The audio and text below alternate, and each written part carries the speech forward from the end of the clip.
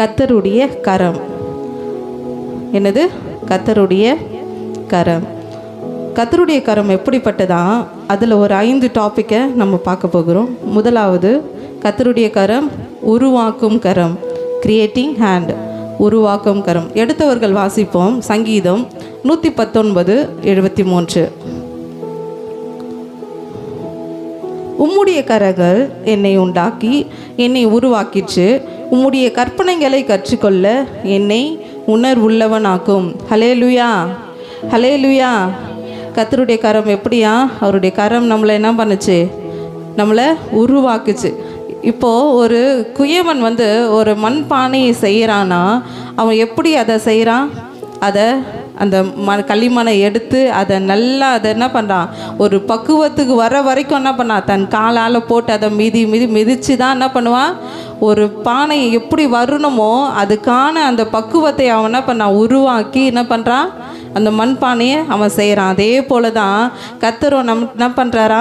நம்ம எப்படி அவருடைய பக்குவத்துக்கு அவர் நம்ம நிலையாய் நம்ம நிற்பதற்கு எப்படி நம்மளை என்ன பண்ணுறாரு? உடைக்கிறார. நம்மளை உடைச்சி என்ன பண்ணுறாரா? நம்மளை உருவாக்குகிறவராய் அவர் இருக்கிறார். ஹல்லேலூயா, ஹல்லேலூயா. கர்த்தர் நம்மளை எப்படி நம்மளை உருவாக்கும்? அந்த விதம் எப்படின்னா நம்முடைய என்ன பண்ணுறாரா? வேதத்தின் மூலமாய் என்ன பண்ணுறாரா? நம்மளை உருவாக்குகிறவராய் இருக்கிறார். இந்த வேதத்தின் மூலம் எப்படின்னா, இப்போ நம்ம சில நேரங்களில் கஷ்டத்தோடு இருக்கும்போது, கண்ணீரோடு இருக்கும்போது என்ன பண்ணுறோம்? இந்த வேதத்தை நம்ம வாசிக்கும் போது என்ன பண்ணுவார்? இந்த வார்த்தையின் மூலமாக என்ன பண்ணுறாரா? நம்மளோட என்ன பண்ணுறாரு? பேசுகிறவராய் இருக்கிறார். இந்த வார்த்தையானது என்ன பண்ணுறது? ஜீவன் பலன் என்ன பண்ணுறது? உண்டாக்குகிறதா இருக்கிறது.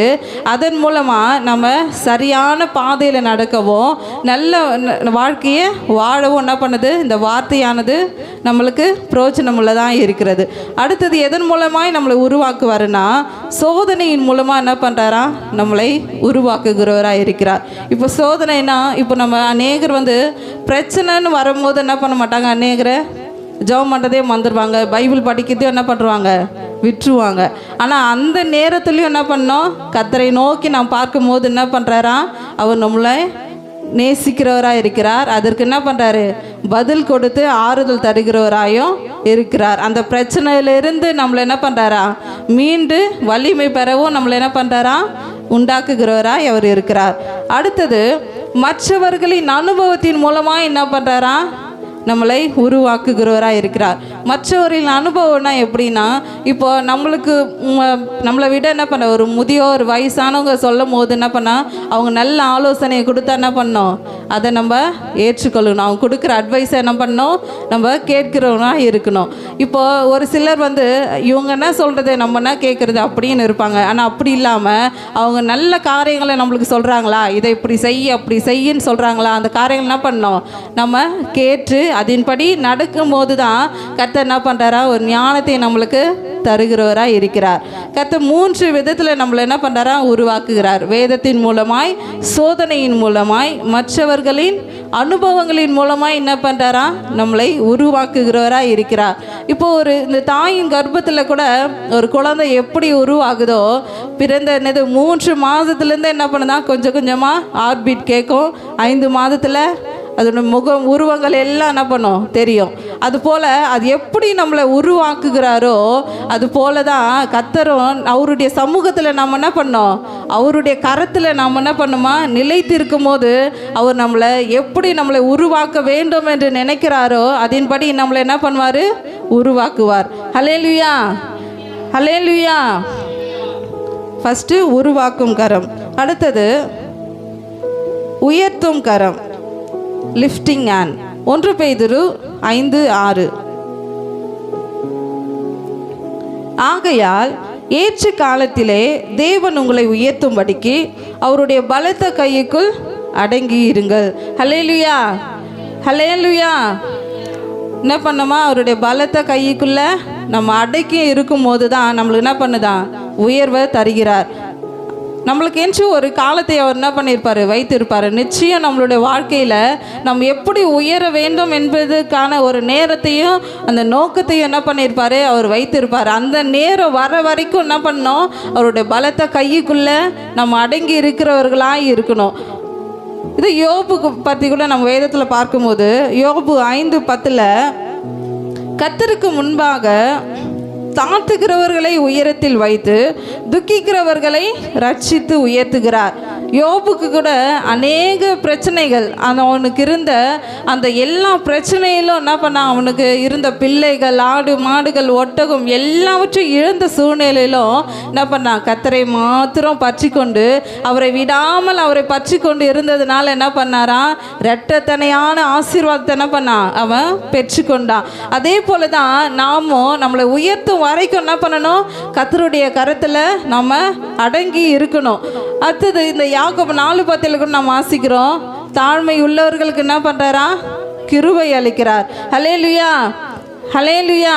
கர்த்தருக்கு முன்பாக நம்ம தாழ்மைப்படும் போது தான் என்ன பண்ணுறாரா, நம்மளை உயர்த்துகிறவராய் இருக்கிறார். நம்ம என்ன பண்ணோம், நம்மளுக்கு இருக்கிற பெருமை எல்லாவற்றும் பெருமையான காரியங்களெல்லாம் விட்டு நம்மளுக்கு கர்த்தருடைய சமூகத்துக்கு நேராய் தன்னை தானே தாழ்த்துகிறவங்கள என்ன பண்ணுறாரா, கர்த்தர் உயர்த்துகிறவராய் இருக்கிறார். ஹல்லேலூயா, ஹல்லேலூயா.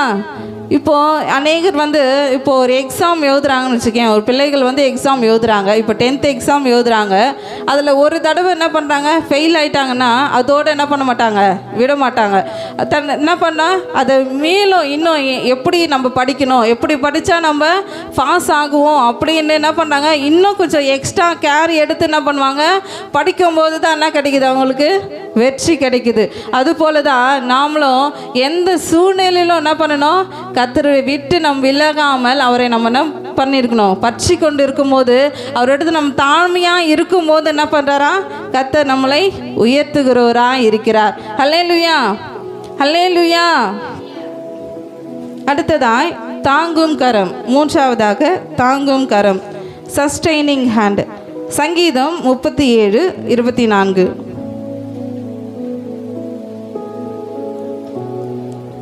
அவன் விழுந்தாலும் தள்ளுண்டு போவதில்லை, கர்த்தர் தமது கையினால் அவனை தாங்குகிறார். ஹல்லேலூயா, ஹல்லேலூயா. அவன் விழுந்தாலும் என்ன பண்ண மாட்டான், தள்ளுண்டு போக மாட்டான்.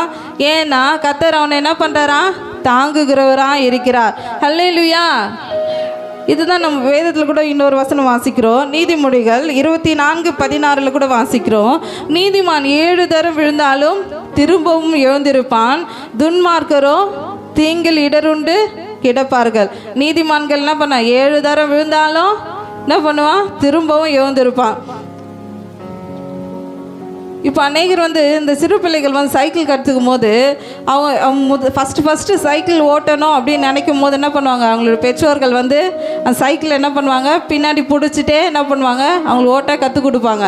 அப்போ அவங்க என்ன பண்ணுவாங்க, நம்ம அப்பா நம்மளை என்ன பண்ணுறாரு, பின்னாடி நம்மளை பிடிச்சிக்கிட்டு வர்றாரு என்ற தைரியத்தில் என்ன பண்ணுறாங்க, அவங்க சைக்கிள் ஓட்டுறாங்க. ஆனால் கொஞ்சம் தூரம் போனோன்னு அவங்க நல்லா மெரிக்கணுன்னே என்ன பண்ணுவாங்க, அவங்க பெற்றோர்கள் என்ன பண்ணுவாங்க, கை விட்டுருவாங்க.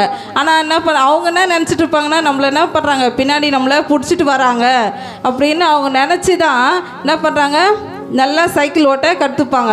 எத்தனை முறை கீழே விழுந்தாலும் எழுந்தாலும் என்ன பண்ணுவாங்க, சைக்கிள் ஓட்ட கற்றுப்பாங்க. அதே போல தான் நாமும் கர்த்தருடைய சமூகத்தில் என்ன பண்ணுறோம், அப்பா நம்மளை கரம் பிடித்து நம்மளை என்ன பண்ணுறாரா, தாங்குகிறவராக இருக்கிறார். நம்ம எத்தனை முறை நம்ம கீழே விழுந்தாலும் நம்மளை கைப்பிடித்து நம்மளை தூக்கி நம்மளை நிறுத்துகிறவராய் அவர் இருக்கிறார். ஹல்லேலூயா, ஹல்லேலூயா. இப்போ கர்த்தருடைய கரம் எப்போது நம்மக்கிட்ட இருக்கோன்னா, அவரை நம்ம விசுவாசிக்கும் போது, அவரை நம்ம பற்றி கொண்டு இருக்கும் போது என்ன பண்ணதான், கர்த்தருடைய கரம் நம்மளோடு இருந்து நம்மளை நடத்துகிறதா இருக்கிறது. ஹல்லேலூயா. இதுதான் வேதத்தில் கூட ஒரு ஊமையை பார்க்குறோம், நல்ல சமாரியனை பற்றி. லூக்கா 10:29-37 வசனங்கள் வரைக்கும் வாசிக்கும் போது என்ன பண்ண, ஒரு மனுஷன் எருசலேமிலிருந்து எரிகோவுக்கு போகையில் கள்ளர்கள் கையில் என்ன பண்ணான், அவன் அகப்பட்டுட்டான். அப்போ என்ன பண்ணுறாங்க, அவனை அவன்கிட்ட இருக்கிற எல்லா வஸ்திரங்களை உரித்து கொண்டு அவனை காயப்படுத்தி குற்றுயிராக என்ன பண்ணாங்க, விட்டு போனார்கள். ஹல்லேலூயா. அதை நம்ம சொல்லுவாங்கல்ல அநேகர், குற்றுயிரும் கொலை உயிரமாக விட்டு போயிட்டாங்க அப்படின்னு. அந்த மாதிரி கிடக்கும் போது அந்த வழியாய் வர ஆசாரியன் ஒருவன் வரான். அவன் என்ன பண்ணான், அவனை பார்த்து பக்கமாய் விலகி போகிறான். திரும்பவும் என்ன பண்ணான், லேவியனும் வரான் அந்த இடத்துக்கு. அவனை பார்த்து அவனும் என்ன பண்ணான், ஒரு பக்கமாய் விலகி போகிறான். திரும்பவும் அந்த பக்கமாக என்ன பண்ணுறான், ஒரு சமாரியன் வரான். அவன் வந்து தான் என்ன பண்ணுது, அவனை கண்டு மனதுருகி கிட்ட வந்து அவனுடைய காயங்களில் எண்ணெயும் திராட்சரசமும் வார்த்து காயங்களை கட்டி அவனுக்கு தன் சுய வாகனத்தின் மேல் ஏற்றி சத்திரத்தில் கொண்டு போய் அவனை என்ன பண்ணான், பராமரித்தான். அதே போல தான் நாமளும் கர்த்தருடைய கரத்தில் இருக்கும்போது அவர் எல்லா சூழ்நிலையிலும் என்ன பண்ணுவாரா, நம்மளை தாங்குகிறவராக இருக்கிறார். அல்லேலூயா, அல்லேலூயா. இந்த நல்ல சமாரியனை போல என்ன பண்ணோமா, நாமளும் இருக்கும்போது அதனுடைய குணங்கள் நம்மள இடத்துல இருக்கும்போது என்ன பண்ணுறாரா, கர்த்தர் நம்மளை உயர்த்துகிறவராய் தாங்குகிறவராய் என்ன பண்ணுறாரா, நம்ம இடத்துல இருக்கிறார். அல்லேலூயா, அல்லேலூயா. அடுத்ததாய் காக்கும் கரம், ப்ரொடெக்டிங் ஹேண்ட். 1 நாளாகமும் 4:10. யாபேஸ் இஸ்ரவேலின் தேவனை நோக்கி, தேவரீர் என்னை ஆசீர்வதித்து என் எல்லையை பெரிதாக்கி உம்முடைய கரம் என்னோடு இருந்து தீங்கு என்னை துக்கப்படுத்தாதபடிக்கு அதற்கு என்னை விலக்கி காத்தருளும் என்று வேண்டிக் கொண்டான். அவன் வேண்டிக் கொண்டதை தேவன் அருளினார். அல்லேலூயா, அல்லேலூயா. யாபேசை தாய், அவங்க தாய் எப்படி அவனை பெற்றாங்களாம், துக்கத்தோடு பெற்றாங்களாம். அதனால் என்ன பண்ணான், அவன் கர்த்தரை நோக்கி என்ன பண்ணுறான், இந்த துக்கத்தோடு பெற்றேன் அப்படின்னு சொல்லி என்ன பண்ணுறாங்க, அவனுக்கு யாபேஸ் என்று சொல்லி பேர் வைக்கிறாங்க. அதனால் என்ன பண்ணுறான், அவன் கர்த்தரை நோக்கி கூப்பிடுறான். கூப்பிட்டு, நீர் என்னை ஆசீர்வதித்து என் எல்லையை பெரிதாக்கி உம்முடைய கரம் என்னோடு இருந்து தீங்கு என்னை துக்கப்படுத்தாதபடிக்கு என்ன பண்ணுங்க, அதற்கு என்னை விலக்கி காத்து கொள்ளுங்க அப்படின்னு சொல்லி என்ன பண்ணுறான், கர்த்தரை நோக்கி அவன் ஜெபிக்கிறவனா இருக்கிறான். அல்லேலூயா. இதை நம்ம வேதத்தில் கூட வாசிக்கிறோம். சங்கீதம் 121:5 கூட, கர்த்தர் உன்னை காக்கிறவர், கர்த்தர் உன் வலது பக்கத்திலே உனக்கு நேலாக இருக்கிறார். அல்லேலூயா. நம்முடைய வலது பக்கத்தில் அவர் என்ன பண்ணுறாரா, நேலாக இருந்து நம்மளை காக்கிறவராய் அவர் இருக்கிறார். 7ஆம் வசனத்தில் கூட, கர்த்தர் உன்னை எல்லா தீங்குக்கும் விலக்கி காப்பார், அவர் உன் ஆத்துமாவை என்ன பண்ணுவாரா, காக்கிறவராக இருக்கிறார். எல்லா நம்மளுக்கு வருகிற எல்லா ஆபத்துகளிலும் எல்லா வியாதிகளிலும் என்ன பண்ணுறாரா, எல்லா தீங்குகளுக்கும் என்ன பண்ணுறாரு, நம்மளுக்கு விலக்கி பாதுகாக்கிறவராய் அவர் இருக்கிறார். 8ஆம் வசனம் கூட, கர்த்தர் உன் போக்கையும் உன் வரத்தையும் எதிர் முதற்கொண்டு என்ன பண்ணுறாரா, என்றென்றைக்கும் என்ன பண்ணுறாரு, அவர் பாதுகாக்கிறவராய் இருக்கிறார். இப்போது அநேக இடத்துல இப்போ எங்கே பார்த்தாலும் என்ன ஆச்சு, ஆக்சிடெண்ட் தான். நின்றுட்டு இருந்தால் கூட, ஓரமாக நின்று இருந்தால் கூட என்ன பண்ணுது, ஆக்சிடெண்ட் ஆகுது. சைக்கிளில் போனாலும் சரி, நடந்து போனாலும் சரி, எதில் போனாலும் என்ன ஆகுது, ஆக்சிடெண்ட் ஆகுது. ஆனால் அந்த விபத்துகளிலும் இந்த நாளில் உங்களையும் என்னையும் பாதுகாத்து அவருடைய சமூகத்தில் கொண்டு வந்திருக்கிறாருன்னா, அவருடைய பாதுகாப்பின் கரம் நம்மளோடு இருக்கிறதுனால தான் என்ன பண்ணுறோம், இந்த நாளிலும் கர்த்தரை நம்ம ஆராதிக்க வந்திருக்கிறோம். அல்லேலூயா, அல்லேலூயா. எத்தனை பேர் விசுவாசிக்கிறீங்க? அல்லேலூயா, அல்லேலூயா.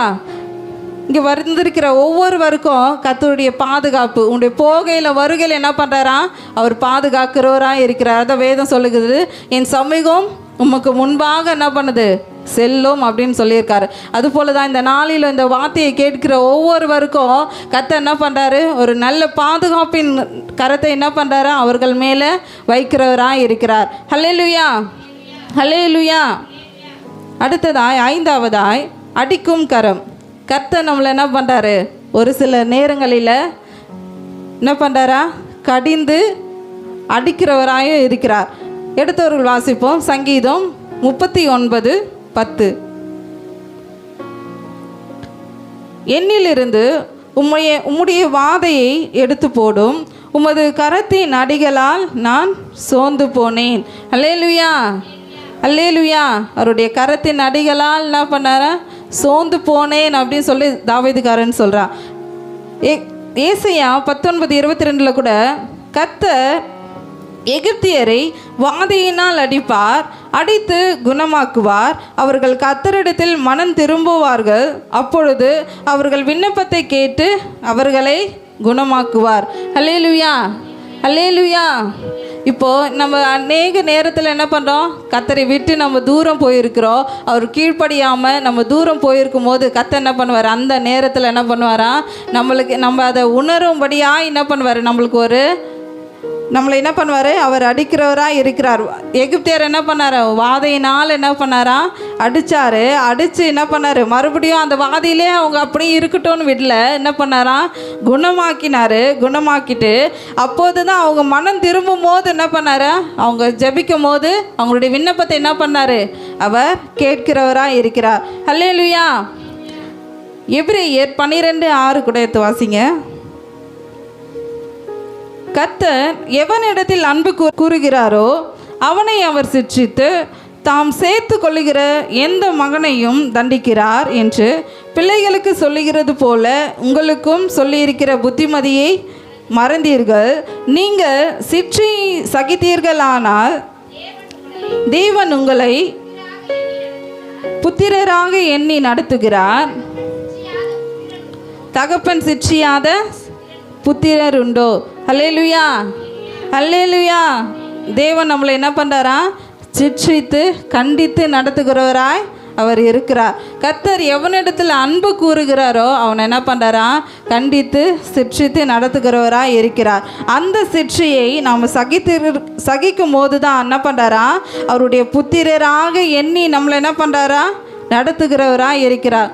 இப்போது நம்ம ஒரு பிள்ளைகளை நம்ம வளர்க்கும் போது அவங்க ஏதாவது ஒரு தப்பு செஞ்சாங்கன்னு என்ன பண்ணோம், அவங்கள அடித்து என்ன பண்ணுறோம், இந்த தப்பை செய்யாத அப்படின்னு சொல்லி என்ன பண்ணுறோம், அவங்கள அடிக்கிறோம். அதே போல் தான் கர்த்தரும் அவரை விட்டு நம்ம தூரம் போயிருக்கும் போதோ நம்ம ஏதாவது தீய வழியில் நடக்கும்போது என்ன பண்ணுறாரா, நம்மளை கண்டித்து நம்மளை சிட்சித்து என்ன பண்ணுறாரா, அவருடைய அன்பில் நம்மளை நடத்துகிறவராக இருக்கிறார்.